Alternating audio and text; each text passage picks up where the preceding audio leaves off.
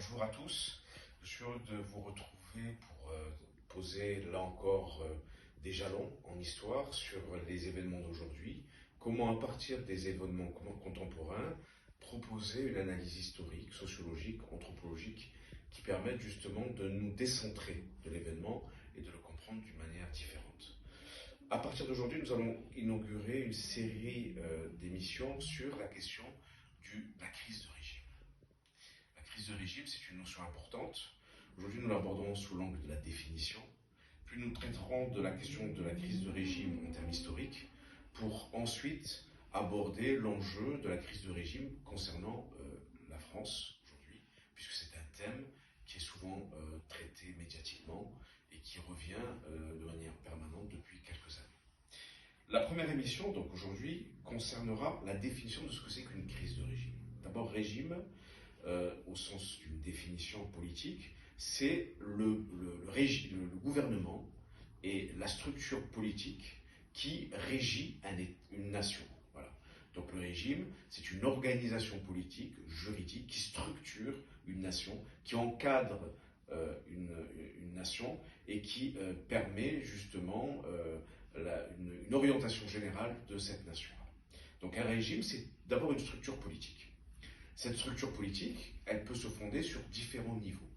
Ça peut être une dictature, c'est-à-dire un régime centralisé sur une seule personne à partir d'une organisation totalitaire, avec un parti unique.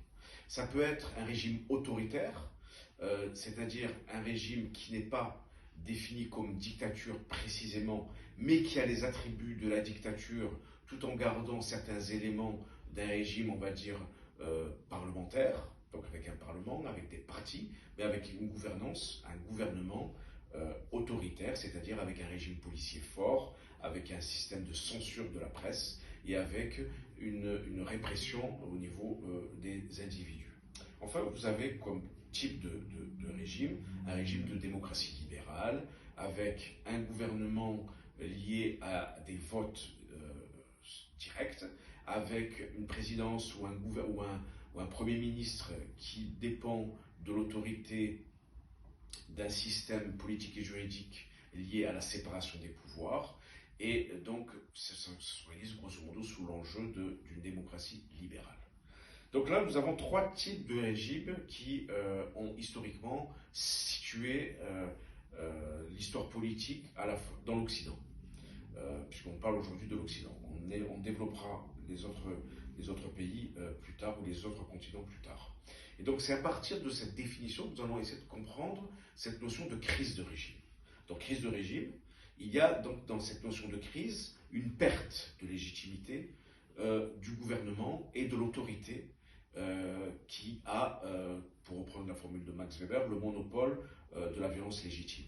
Donc cette autorité qui procède du gouvernement perd sa légitimité, ça veut dire qu'elle perd du consentement que les personnes, que les citoyens acceptent d'avoir de la part de cet État-là et de cette organisation-là.